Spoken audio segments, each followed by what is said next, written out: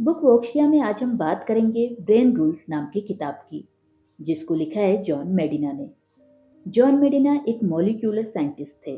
इस किताब के हर चैप्टर में उन्होंने एक ब्रेन रूल के बारे में समझाया है, जैसे हमारा दिमाग कैसे काम करता है, हम अपने दिमाग को किस तरह से एक्टिव करके अपनी लाइफ को बदल सकते हैं। अधिकांश लोगों को तो ये पता ही नहीं होता कि वास्तव में उनके दिमाग में क्या चल रहा है।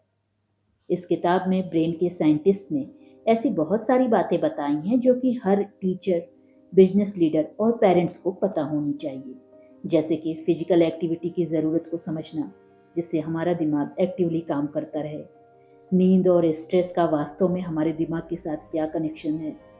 मल्टीटास्किंग की क्या सच्चाई है। भूल जाना इतना आसान क्यों होता है। नई इन्फॉर्मेशन को रिपीट करना क्यों इतना ज़रूरी है। क्या ये सच है कि आदमी और औरत के पास अलग अलग तरह का दिमाग होता है। ये सभी चीजें हम इस बुक में जानेंगे। Rule 1, the human brain evolve to survival rule, यानी हमारा मस्तिष्क समय के साथ विकसित हुआ है। जब भी बात इवोल्यूशन की आती है तो हम केवल बॉडी के बारे में सोचने लगते हैं, लेकिन सच तो ये है कि ब्रेन की इवोल्यूशन भी बॉडी जितनी इम्पॉर्टेंट है। हमारा ब्रेन समय के साथ उभरती नई समस्याओं को सॉल्व करने के लिए डेवलप हुआ है। ब्रेन की इवोल्यूशन ने ही हमें लोगों की भावनाओं को समझने में सक्षम बनाया है। यदि हम दूसरों को ना समझते तो एक समाज नहीं बनता और हम कभी भी धरती के सबसे शक्तिशाली प्राणी नहीं बन पाते।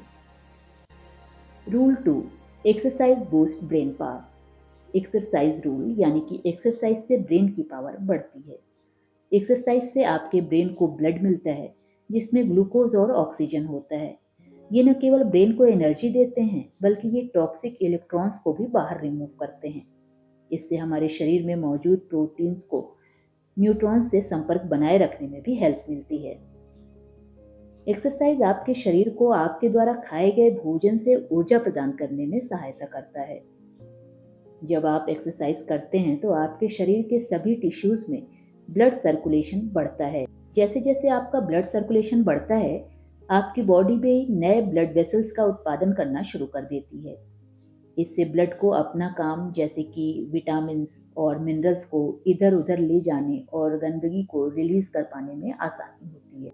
इवोल्यूशन से भी हमें इस बात का प्रूफ मिलता है कि हमारे पूर्वज भी एक्सरसाइज किया करते थे। मान के चलते हैं कि होमोसेपियंस अपने खाने यानी भोजन की खोज में प्रतिदिन 10 से 20 किलोमीटर तक चला करते थे। इवोल्यूशन भी इस बात का प्रूफ देता है कि हमारे पूर्वज भी एक्सरसाइज किया करते थे।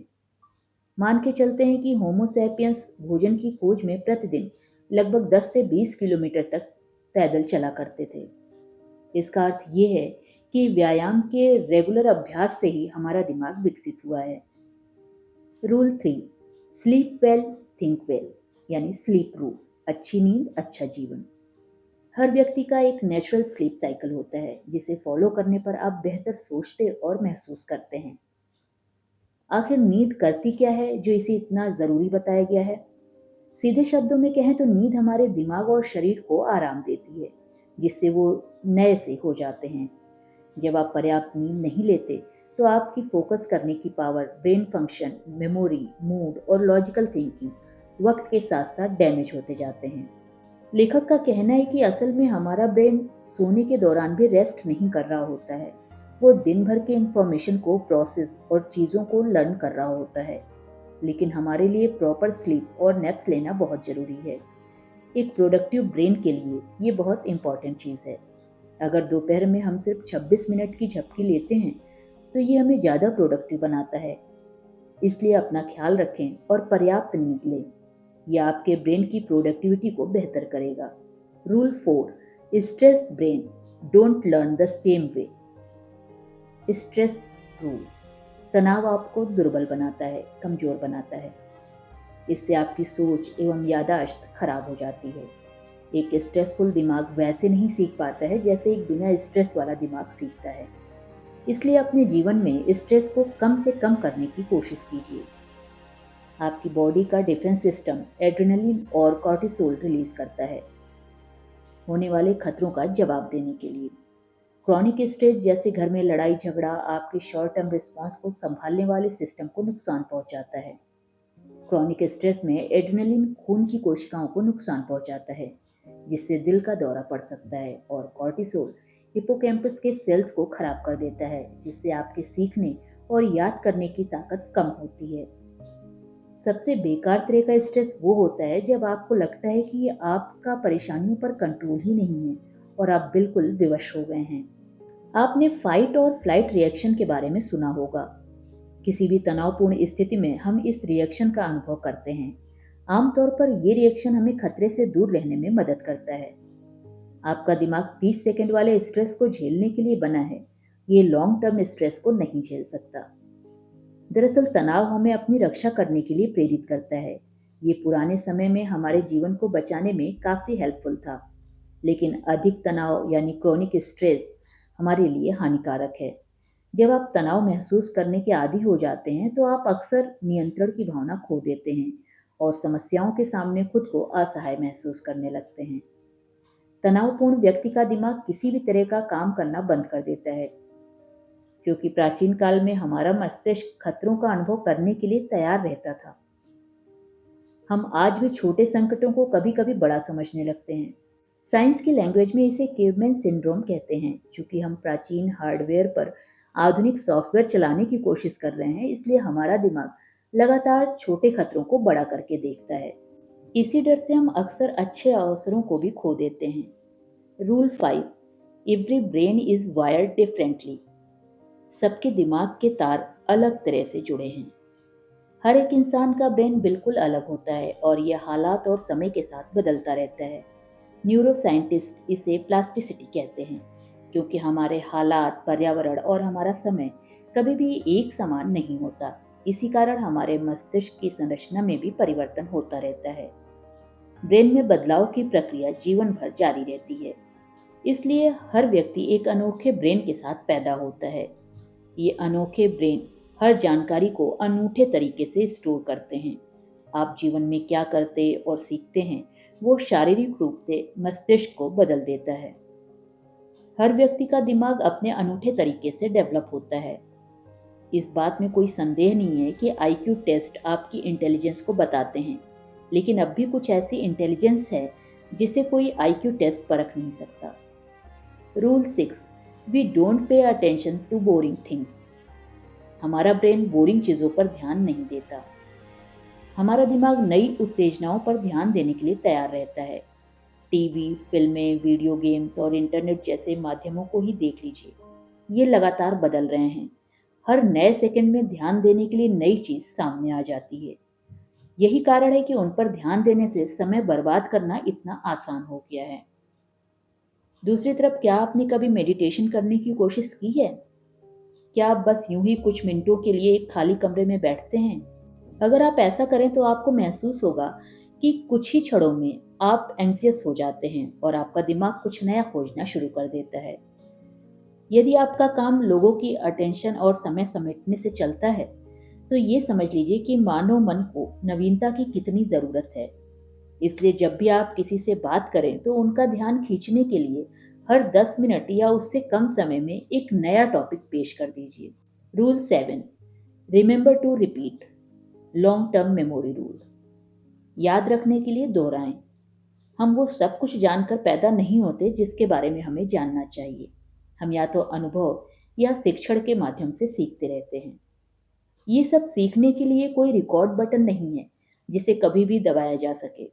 हाँ, कुछ लोग बहुत असाधारण ब्रेन और मेमोरी के साथ पैदा होते हैं, पर जैसा कि हमने कहा कि सबके दिमाग के तार अलग अलग तरीके से असेंबल्ड होते हैं। हर व्यक्ति चीज़ों को अच्छे से याद रख सकता है यदि वो उस बात के साथ जुड़े माहौल को याद रखे। कौन सी बात किस जगह सुनी थी, अगर ये याद रहे तो बात क्या थी ये भी आसानी से याद रह सकता है। हमारा दिमाग हमें केवल वास्तविकता का एक अनुमानित दृश्य दिखाता है, क्योंकि वे नई यादों को अतीत की यादों के साथ मिलाकर उन्हें एक साथ स्टोर करता है।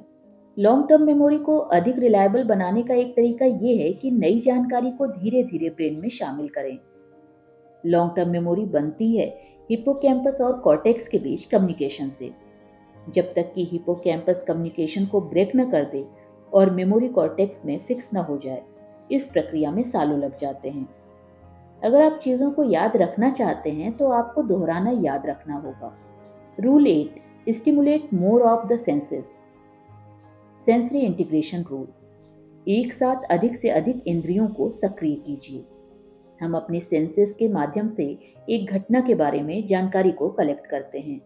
यही सेंसेस फिर उस जानकारी को इलेक्ट्रिकल सिग्नल्स में बदलकर उन सिग्नल्स को ब्रेन के अलग अलग हिस्सों में भेजती हैं। हर व्यक्ति के ब्रेन में मौजूद इंद्रियां नई जानकारी को पुरानी यादों से जोड़कर देखती हैं, जिसके कारण हर व्यक्ति हर हालात में अलग अलग तरीके से रिएक्ट करता है। हमारी सेंसेस एक साथ मिलकर काम करने के लिए डेवलप्ड हैं, जैसे देखना और सोचना, सूंघना और खाना आदि। इस बात का अर्थ ये है कि ज़्यादा इंद्रियों का इस्तेमाल करने से हमारे मस्तिष्क का ज़्यादा बेहतर प्रयोग होता है। खुशबू में यादों को वर्तमान में महसूस करने की बेहतरीन ताकत होती है।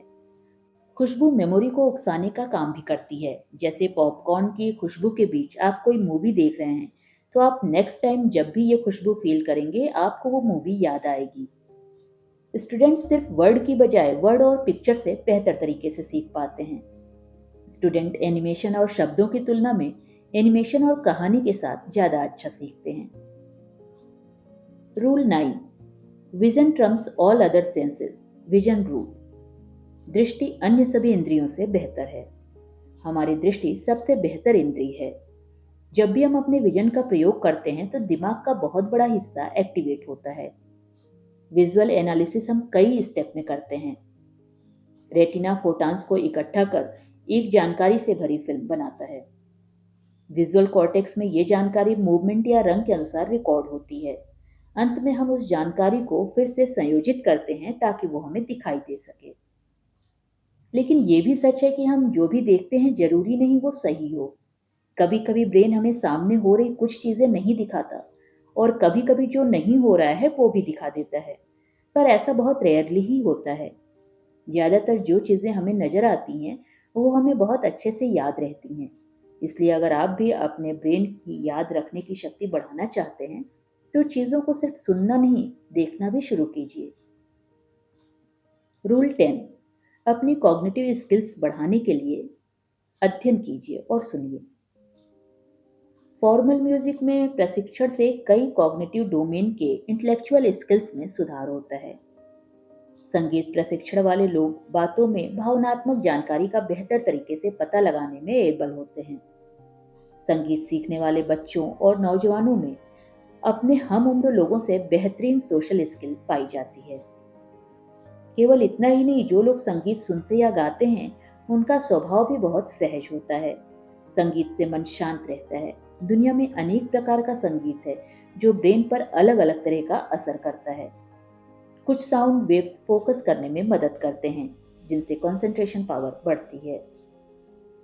रूल 11, आदमी और औरत का मस्तिष्क एकदम अलग होता है। जी हाँ, आदमी और औरत के केवल एक्सटर्नल फिजिकल फीचर्स ही नहीं बल्कि ब्रेन में भी बहुत अंतर है।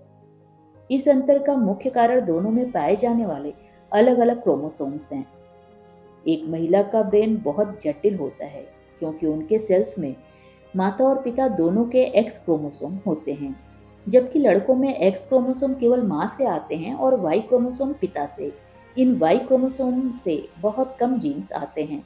तभी लड़कों का ब्रेन एटम यानी उलझा हुआ कॉम्प्लिकेटेड नहीं होता। मेल और फीमेल का दिमाग बनावट और जैविक तरीके से अलग अलग होता है। मेल का एमिगडेला ज़्यादा बड़ा होता है, वो सेरोटोनिन जल्दी बनाता है। मेल और फीमेल दोनों ही स्ट्रॉन्ग स्ट्रेस का अलग अलग तरीके से सामना करते हैं।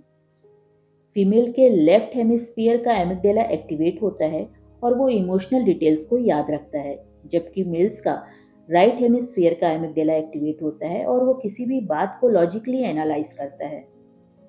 आपने महसूस किया होगा कि हर परिस्थिति में आदमी और औरत का इमोशनल रिस्पॉन्स भी अलग अलग होता है।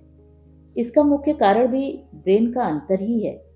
मेंटल हेल्थ प्रोफेशनल सालों से जेंडर बेस्ड डिफरेंसेस की स्टडी के बेस पर बताते हैं कि मेल स्किज़ोफ्रेनिया से फीमेल की तुलना में अधिक पीड़ित होते हैं।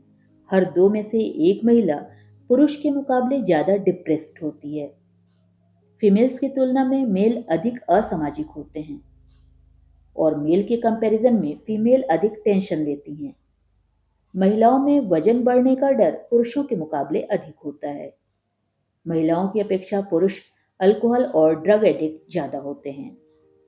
ये डिफरेंस नेचर और नर्चर के बीच इंटरेक्शन के कारण होता है। Rule 12, we are powerful natural explorers. Exploration rule, हम बहुत शक्तिशाली हैं और खोज करने के आदी हैं। बच्चे इस बात का सबसे बेहतर एग्जाम्पल हैं जो बताते हैं कि हमारा ब्रेन कैसे सीखता है। हम अपने पर्यावरण के ऑब्जर्वेशन, हिप्नोथेसिस, एक्सपेरिमेंट और कंक्लूजन के माध्यम से सीखते हैं।